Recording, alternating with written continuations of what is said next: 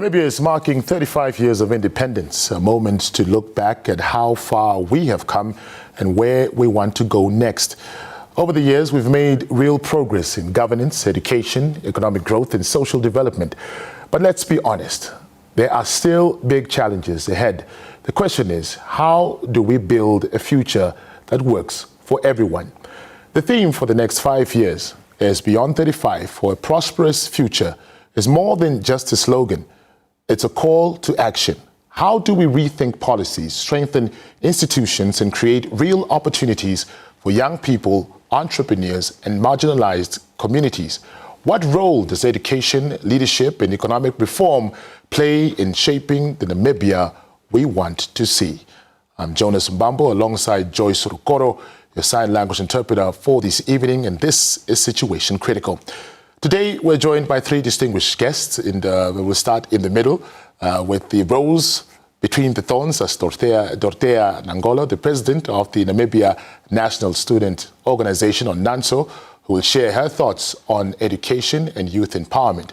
On my far left, we have Henny Sabeb, a former parliamentarian, but he refers to be referred to as a Pan-Africanist, and he will be bringing a critical perspective on governance, economic policies, and the political landscape ahead.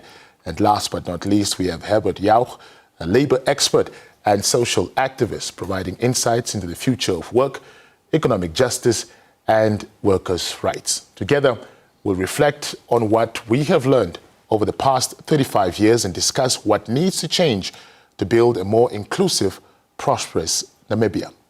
Lady, gentlemen, very good evening to you, and thank you so much for joining us for this very important and timely conversation. Thanks for inviting us. All right, please relax. We're home. Dorothea, let's start off with you. I would like for you to share your thoughts around independence. I was fairly young when we got independent. I won't say my age, I don't want to give that away, but I was very young. I don't remember much about 1990. But as time goes on, you start to understand the importance of what went into achieving what we enjoy today, the freedom, the opportunities, and all that. But as a young Namibian, what does independence mean for you, and particularly now when we're going to celebrate Independence Day? Thank you very much for the question. I think I'll answer this a bit differently. I'll say independence for me means the identity of Namibia. And I say this because when we reflect on the 21st of March every single year, we reflect on the journey that has brought us where we are as a country, a very difficult journey indeed, where our forefathers, who were brave at the time, fought for the independence of this country. So when I say it's our identity as a country, I speak of the ideologies that went into fighting for our independence, the dream of an independent Namibia, the idea of where we could possibly be in a country where we are self-governing.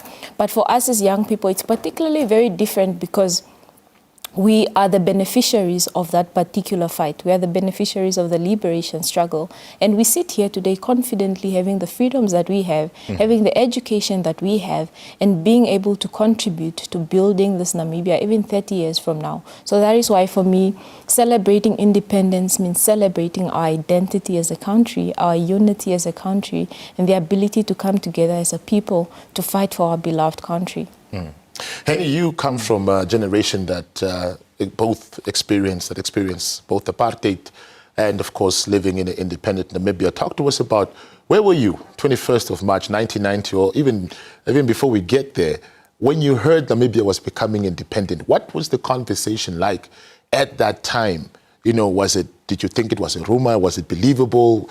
Talk to us about the feelings that you felt at that time, knowing that Namibia would no longer be colonized. I think I was in standard 3 that time. That's grade 5. Yeah, grade 5. Yeah.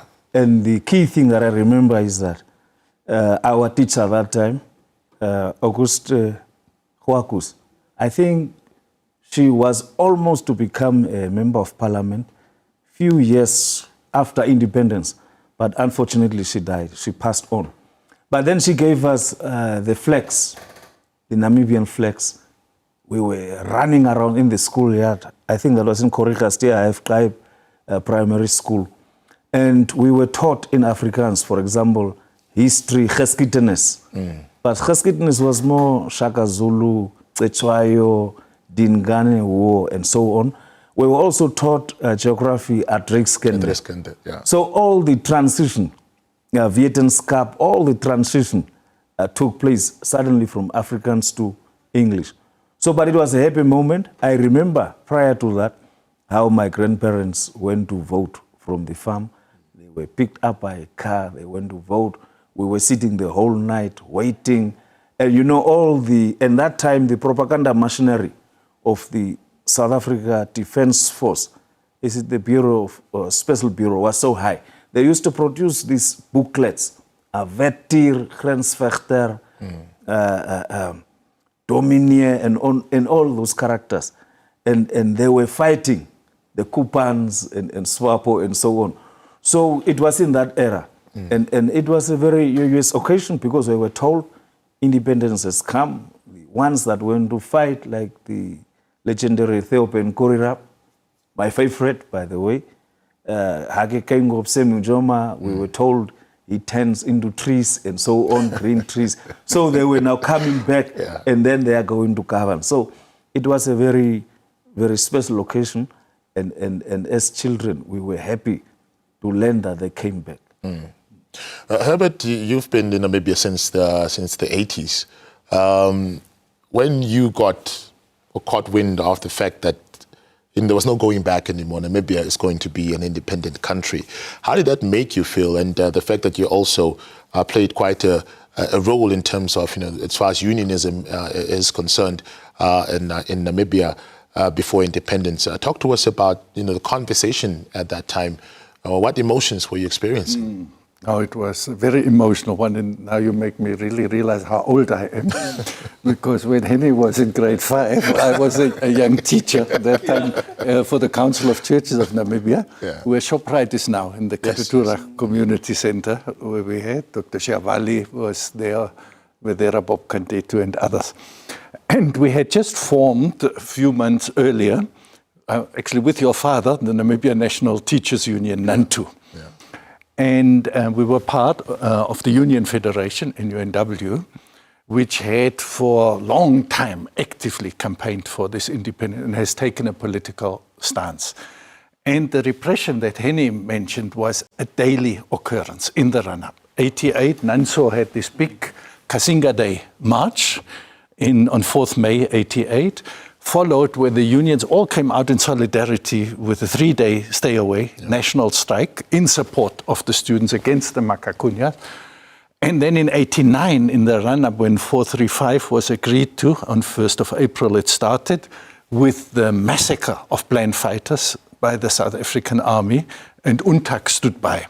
And it looked like this thing might again not come off. Similarly, the Israelis violate the Palestinians now. The South Africans, the apartheid regime, violated Namibians. And black lives did not matter as a thing for them. So we were not sure until the very end. And I remember now that we said farewell to the founding president along the same road where we welcomed him in 89 in September when he came. And then the assassination of Anton Lubowski. So it was insecure till the very last if this election would happen or if South Africa would pull off another trick to derail the election and to delay independence once more. And we've seen, of course, in the run-up to this election in 89, how it happened very often. So then finally the election happened. People stood with an enormous patience to cast their vote wherever you went, kilometers long queue. And you could sense it's a historical moment. Then it was announced, the result. And I remember in how we were sweating that time. Because until the results of the North came, the DTA was actually leading. So in many regions of Namibia, the DTA had a lead. And then came the big constituencies of the North. And it changed everything. And we knew that if SWAPO doesn't win that election, it's going to be a compromised independence, because parties like the DTA clearly had shown how they succumbed to South Africa, how they were willing to play second fiddle, and how they collaborated actually with colonial oppression for little concessions here and there. So the question of would it be a real independence was really driving us that time. And then when it finally came, it was wild jubilation. It was such a relief because people like the previous speakers have said, fought for that for decades.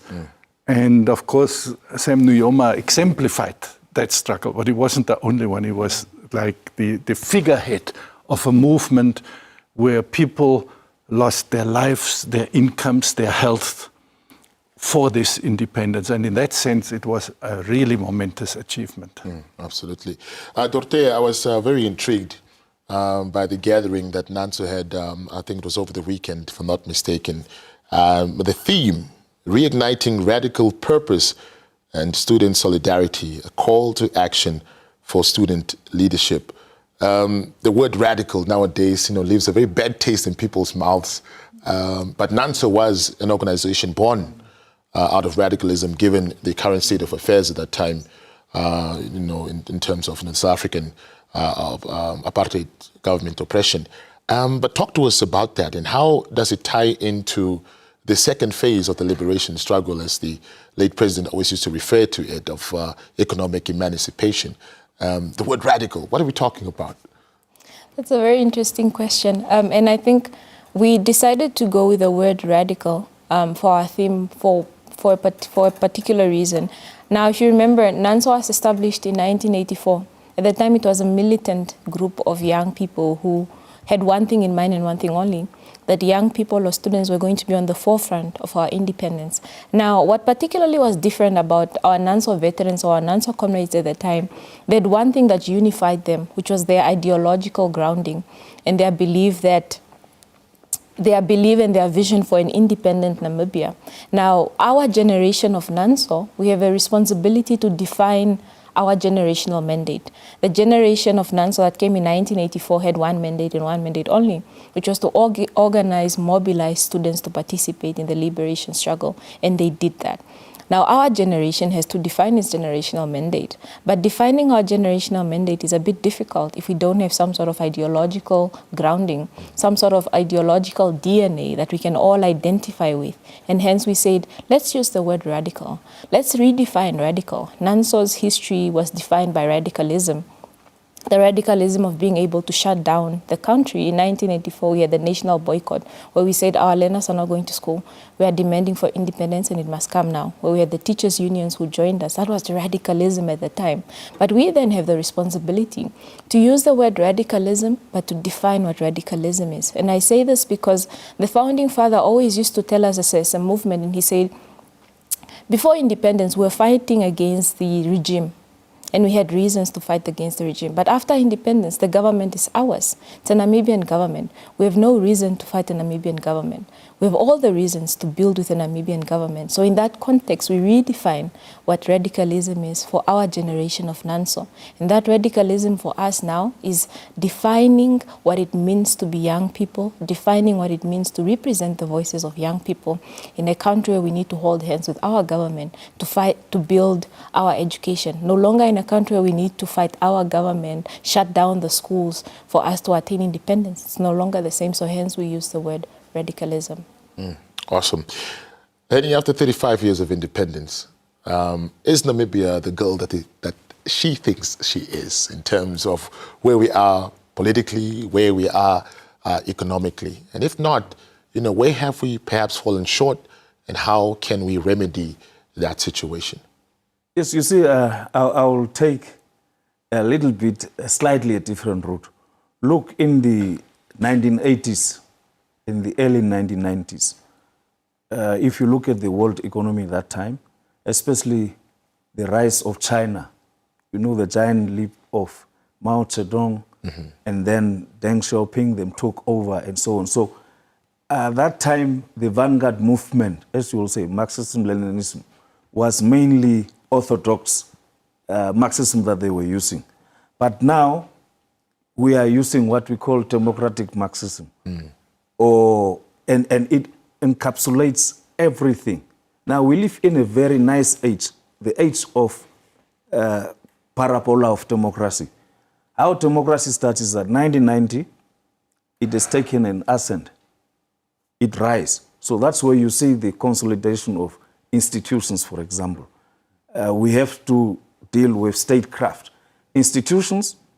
You have to set economic policies. I think we joined also the World Trade Organization, that we were not members to the Commonwealth group of countries. Yes. And the democracy was also maturing. But then you reach a peak where now we have almost everything in terms of the institutions, the economic policies that you have, the social policies.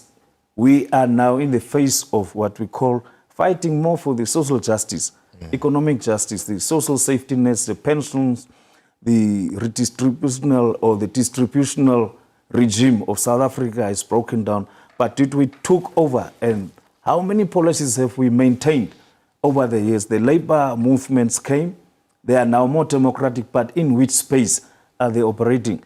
The farm workers' rights, for example, the land rights, the commercial land, the communal land. So all these movements came. That's why you, for example, see a lot of political movements today, or social movements today. So are we now saying our democracy is matured on a political front, but what about the economic front? The inequality still persists, poverty still persists, unemployment, especially amongst the youth, still persists, and I think that is a challenge that we have.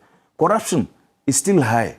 We are sitting with high levels of it, but how do we begin to address all that? And I think I like the tone of the president that will come on Friday, especially to put a stamp on corruption. How do we stop the revolving door, for example? But the unionist will come there strongly and guide us further. Yeah. Thank you so much for that, Henny. Herbert, you've like I said before, you know, unionism is your thing. You are about social justice. And one looks at a country like Namibia at the age of 35 and how naturally we are endowed with almost every natural mineral that you can think of. But then as we're approaching independence, some people are in a joyous mood, but then there are those who you'll speak to and say, but what am I celebrating if I cannot make ends meet in my own country? Talk to us about, you know, Namibians who feel nicely with what Henny said. And I think the fundamental problem that we sit with today is that we delinked the political emancipation from the economic one. And that happened in the run-up to our independence, not designed inside Namibia. It was the Western Contact Group.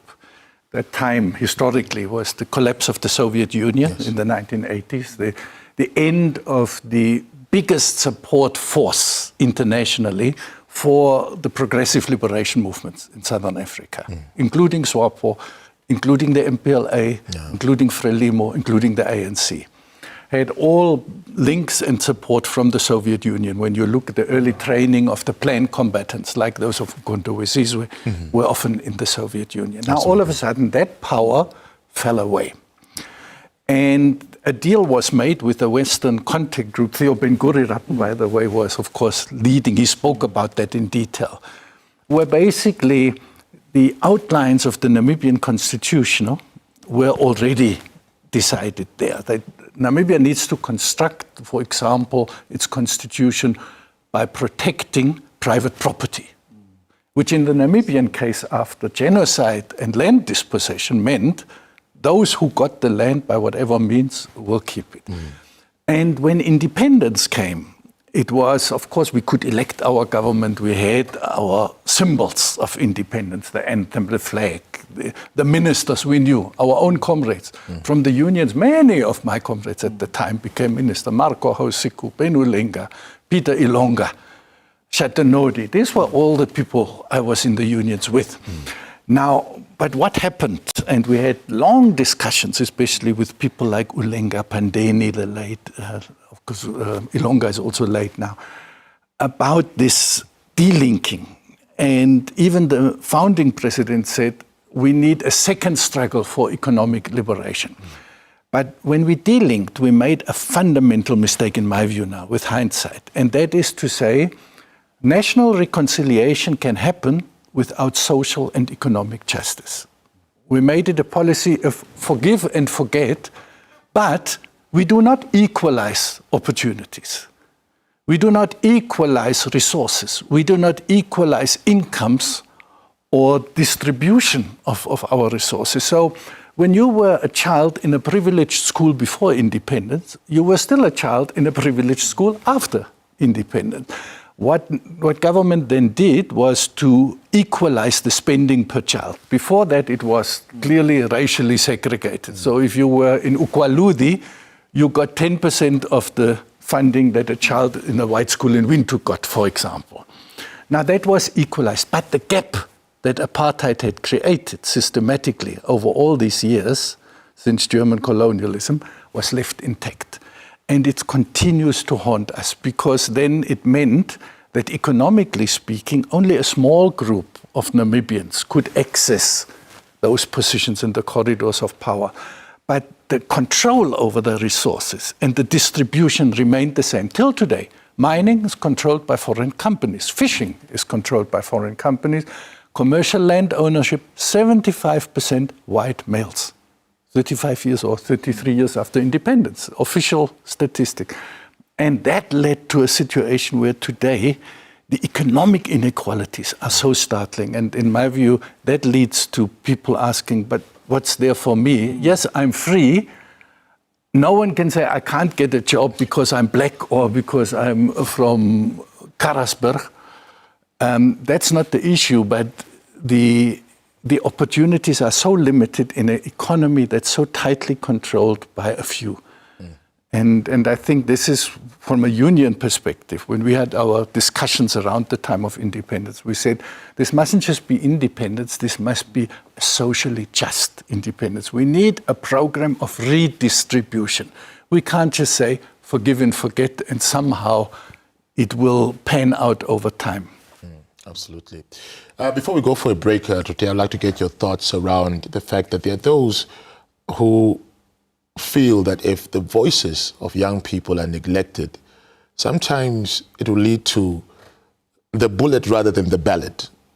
This famous speech where Malcolm X made in the 60s, the ballot or the bullet. And we have seen it in West Africa, where the likes of Ibrahim Traore have now gotten tired of the ballot, saying this is not working. They've resorted to the bullet now and taking things in their destiny in their own hands, saying we will now decide the future of Burkina Faso. Is that a genuine concern for a country like Namibia that has enjoyed, tolerance, peace and respect for the various institutions that we have established, that if indeed the voices of young people are neglected, it may lead to something that we may not be able to control? Your thoughts around that? I think to some extent, definitely. Now, I say, as young people, we speak of youth empowerment and the need for young people's voices to be represented or to be heard. But when we speak about young people having a seat at the table, we mean quality. A young person must be able to contribute to that particular table. And it must not just be for tokenism purposes, where a young person is brought along to the table to sit because young people are then there, they are represented for the sake of saying they are there. But young people must be able to actively contribute and to participate, but also bring quality to the table. Now that only happens when we capacitate young people. True youth empowerment and bringing along young people and ensuring that their voices are heard in nation building comes with proper empowerment where young people are capacitated. Because, Jonas, it's one thing to get a young person to sit at a table where you discuss economic affairs and they don't understand what economic affairs we're talking about. When we discuss the mining industry, when we discuss our natural resources, and we say young people or Namibians must benefit, a young person having a seat at that table must be able to provide direction in terms of how young people must benefit and not just sit at the table for the sake of saying, I agree with everybody, with what everybody is saying. And hence why I equally tell other young people that when we demanded a seat at the table, we must be able to bring value to that table. We must be able to contribute. We must be able to properly articulate ourselves and represent the aspirations of other young people. But essentially to prevent a situation where it's a bullet situation or a ballot situation, I think we must be able to properly capacitate our young people in this country, have policies in place that ensure that young people grow in the spaces. I think institutions like NANSO are great institutions that allow young people to be given leadership opportunities opportunities from a very young age, as young as high school, where you understand what it means to lead, where you understand what it means to fight for education. And when it comes to a conversation about education, when we speak about things like education levies and so forth, even a branch member at Gabriel Tapopi Secondary School, who's a NANSO branch member, can tell you, this is our aspiration, this is how an education levy can come about, this is how it can be funded, this is how it can fund our education. And that is very critical, that every single young person is able to have that understanding and they're able to participate. And hence why our education institutions must be strengthened to allow all of us to actively participate. So even when it comes to voting, young people participate in democratic processes such as voting, but very little of them understand the power of voting. Very little young people go to the polling stations with informed and make informed decisions about the political parties or persons that they are voting, because that particular part of capacitating and allowing them to understand, we are not doing enough of that as a country, and hence it creates a very dangerous situation for us. Absolutely. After the break, we'll continue with you. We'll talk about something that many people do not want to talk about, and that's corruption. But sit tight for that. We'll be touching the base as soon as we're back. And if you're just tuning in, you're watching Situation Critical with Jonas MBAMBO. We'll be right back after this. Stay tuned.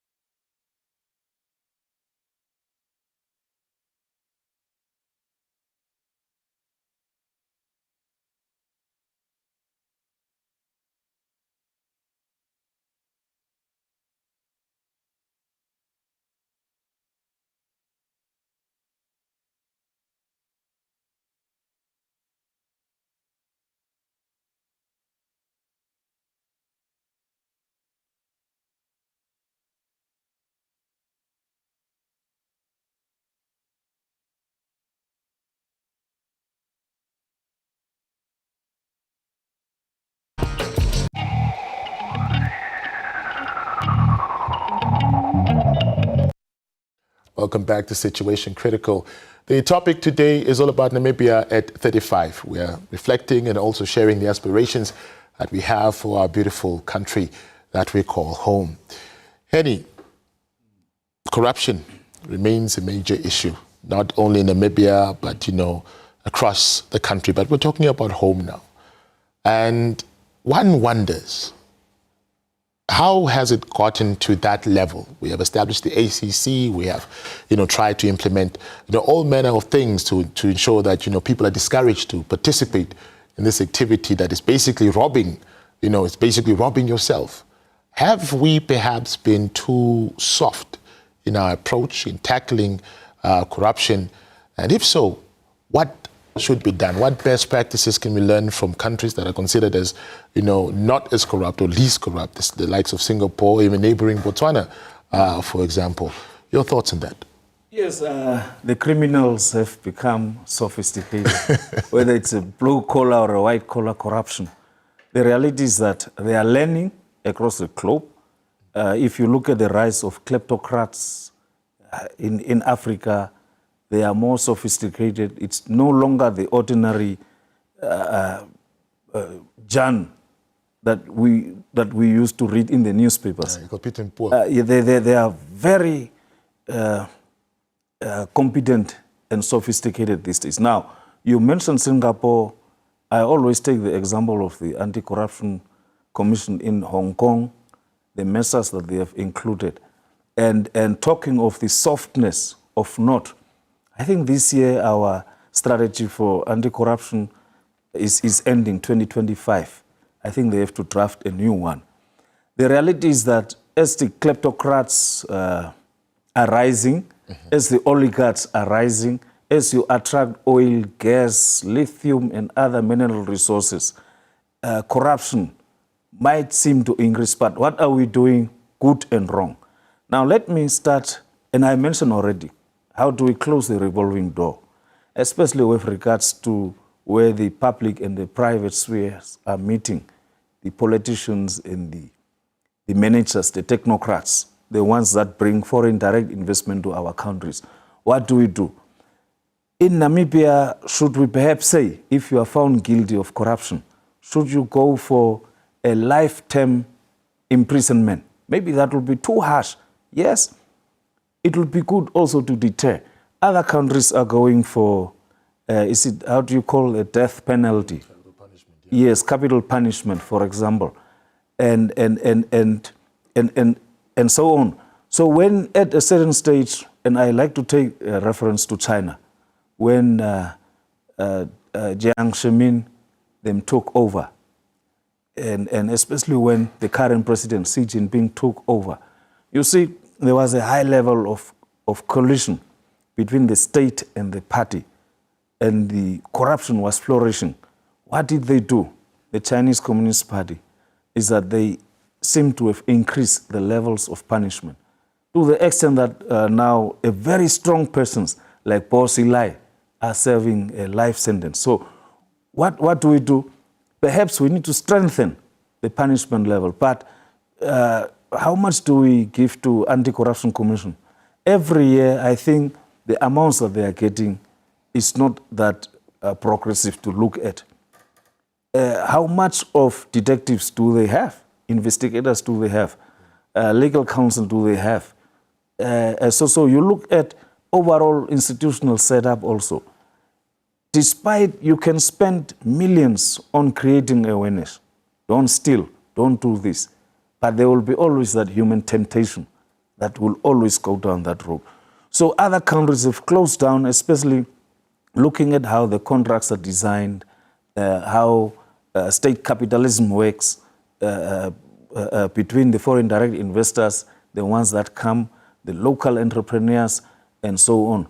And people have been saying in our case that tenderpreneurs are the ones that are advancing corruption. But we mustn't deal away with tenderpreneurs per se, because how do you then help small and medium enterprises also to flourish? Remember, Namibia is for all of us, and it's a mixed economy, or at best liberal democracy. So you will have to face with state capitalism, but how do we deal in terms of our procurement laws? The Central Procurement Board, there were some amendments now, maybe a week or two ago, but who are the actors? And sometimes we have this thing of recycling elites, elites that are moving from one board to the other board, and then it becomes blurred. Sometimes our laws are such that the ministers have extra powers, very powerful, and some of these things need to be changed, because the minister decides on the board. Sometimes they don't want to have international people, experts, to sit on these boards, and that's where the collision starts. So lifestyle audits, it's good. I'm hearing people talk about lifestyle audits, but people can still hide their millions abroad, whereas you have a lifestyle audit here. So it's very complex. It's with us for many years, centuries, but what we need to do is to clamp down on it so that we can spend the resources on social and economic upliftment of our people. And corruption is really a cancer.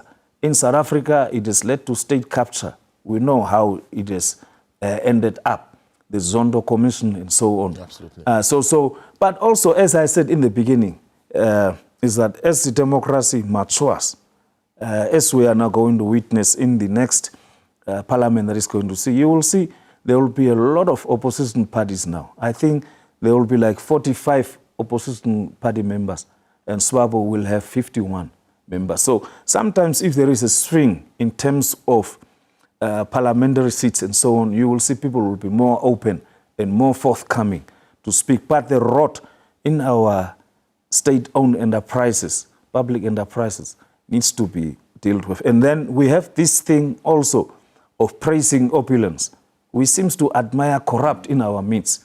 And we seem to reward them again when it comes to another appointments of the managing directors and the chief executive officers. No, we need to shame all corrupt individuals. There should be no space for them to breathe in our country. Because once that happens, then you will find radical elements taking over the space.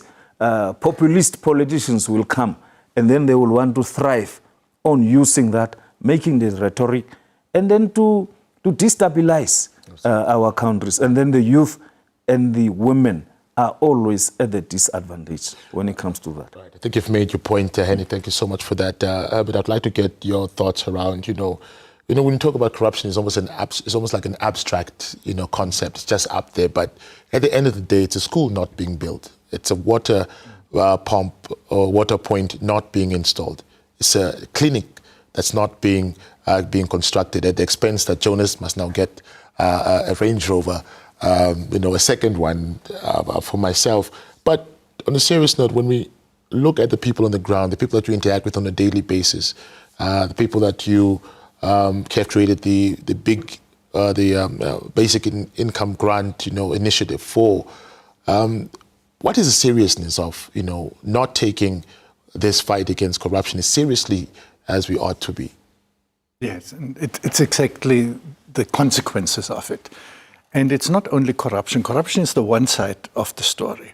The other side is absolutely criminal behavior by transnational corporation. And it's very interesting. Our biggest known corruption scandal, the fish rod scandal, has seen 6 or 7 prominent Namibians being arrested. Whereas in Iceland, where the corrupting organization is based, Samerji, the fishing company, no charges were brought. Now, there you have a big problem, because this corrupt relationship had 2 parties. An Icelandic fishing company that wanted to get hold of Namibian fishing resources. And they used the connected Namibians to get to it and paid them. So the Namibians that were caught in it are sitting in jail, takes endlessly long. The trial should actually long have been over, and they should have had their chance in the day in court and be sentenced. But in Iceland, which claims to be a democracy, the very same company that was involved in it wasn't even charged. And when we look at Namibia, so we lose money for that greed of individuals. In fact, there's one ministry where that time permanent secretary was jokingly called, it's Mr. 10%. Any contract at that ministry, you pay 10% in that man's pocket. He kept his job, and he was merely shifted around to other ministries. Now, that's unbelievable, because these 10% that he took are public resources that belong to the Namibian state on behalf of the Namibian people. But what is even worse, and that's when you compare the question about a basic income grant, universal basic income grant for every Namibian.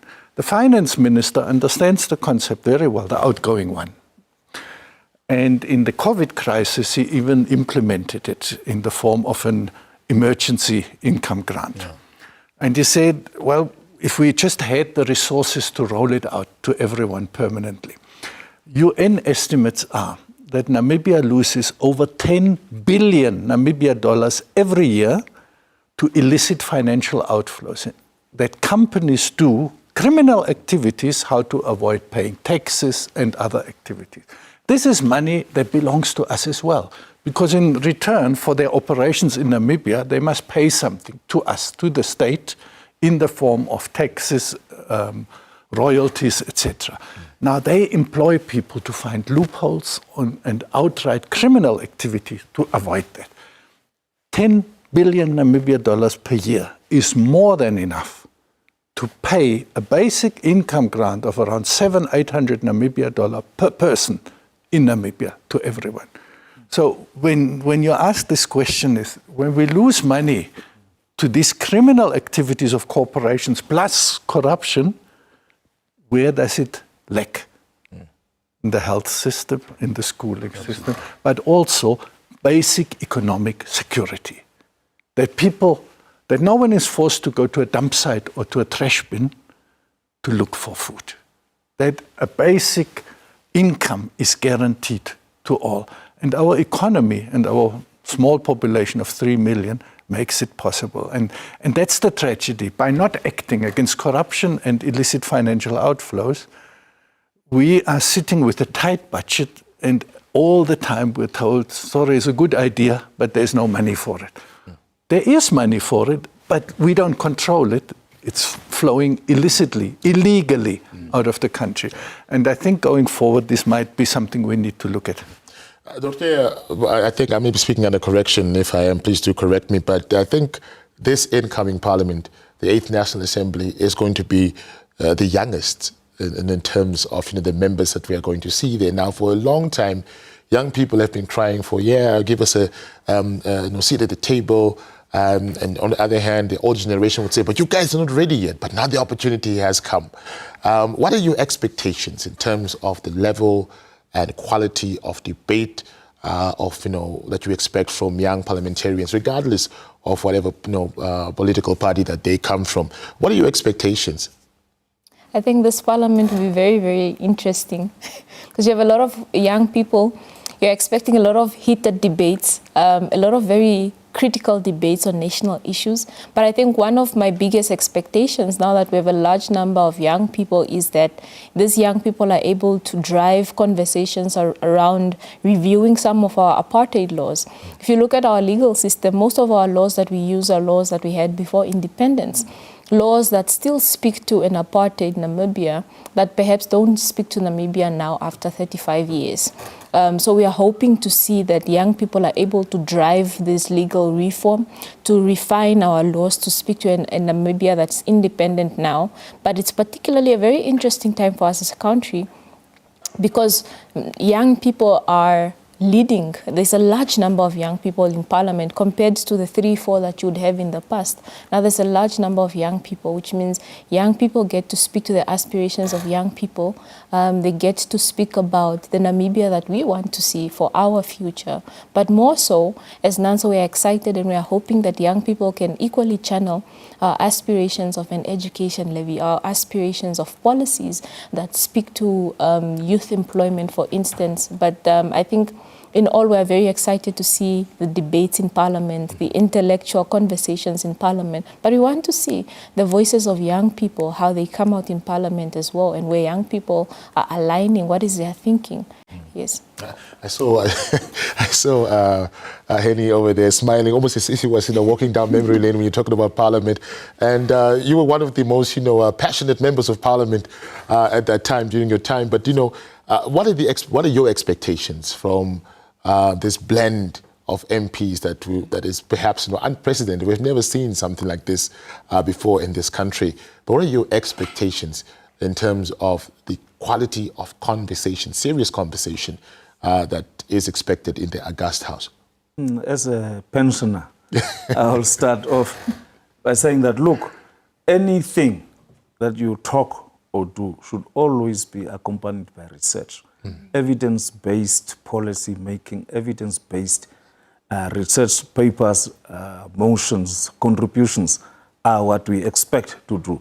And looking at the fourth industrial revolution that we are now entering, where Karl Marx will be disappointed if he goes to a factory today because the machines the robots are doing everything.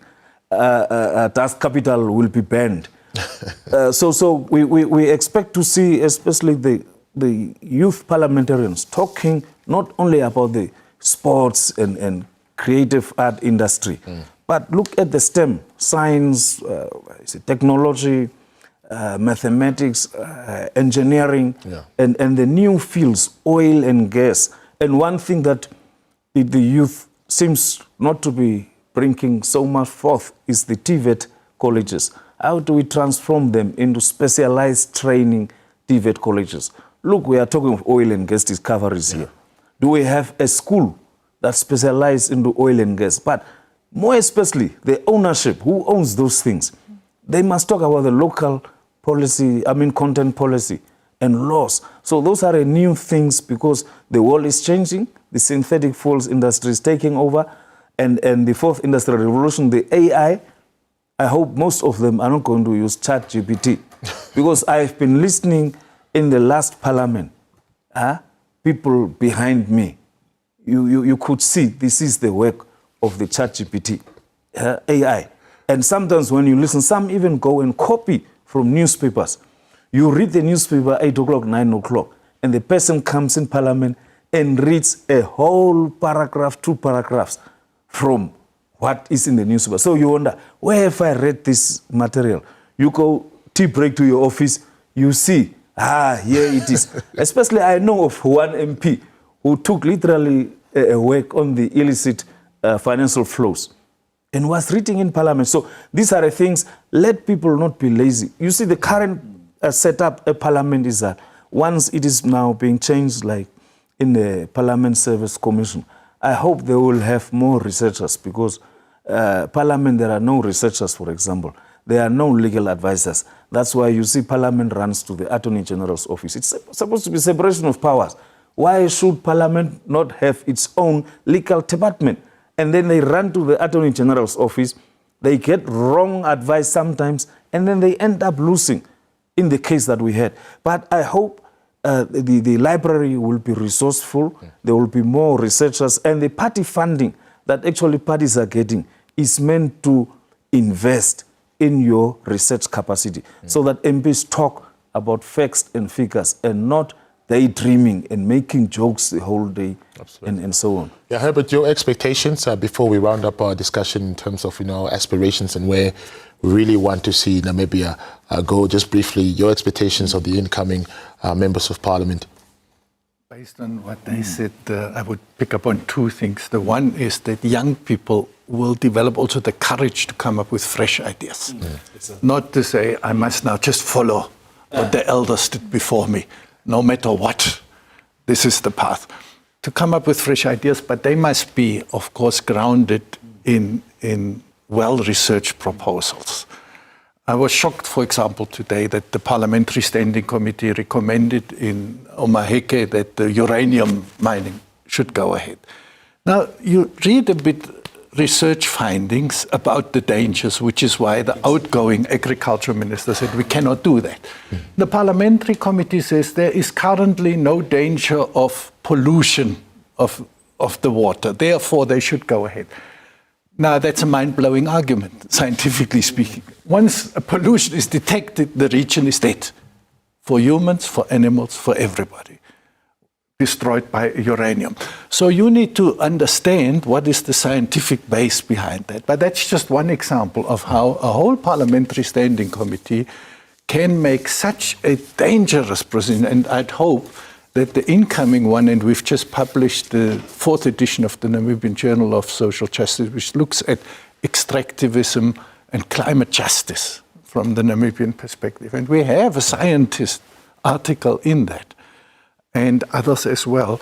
And hopefully our parliament will have the courage to engage with these debates beyond just newspaper readings, and then take decisions that will really benefit Namibians at large. And maybe it needs a kind of, my generation has to now finally take the bow out, those who came before me. And we say, we've done our part, now work with young people, but let them run the show. And maybe they do things better than what we did. Absolutely. With all good intentions. All right, briefly, I'll give you a minute to, if you had the opportunity to tell Menetumbo Nandi-Ndaitwah, who is the incoming president, come Friday, what it is that young people, now you are speaking for, on behalf of young people, what is that urgent thing that needs to be changed, that needs to be on top of her agenda? Thank you very much, Jonas. I think you put me in a very difficult position now. Because now I have to speak on the students, but also on the young people. Yeah. But I think if I have to bring it together, I would say would want our very first female president and also our 5th president of the Republic of Namibia to invest heavily in capacitating our young people, be it through our education institutions. We must have state-of-the-art education institutions in this country. Even so, we must be able to have policies in place, a funding model in place that allows our students to receive access to education.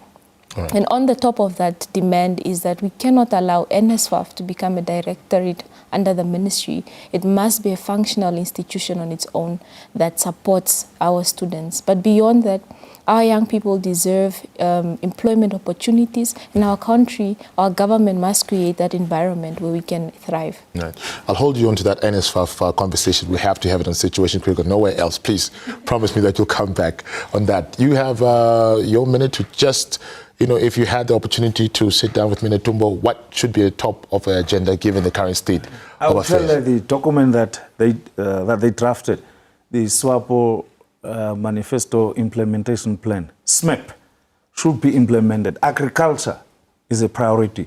Food security, food production is a must.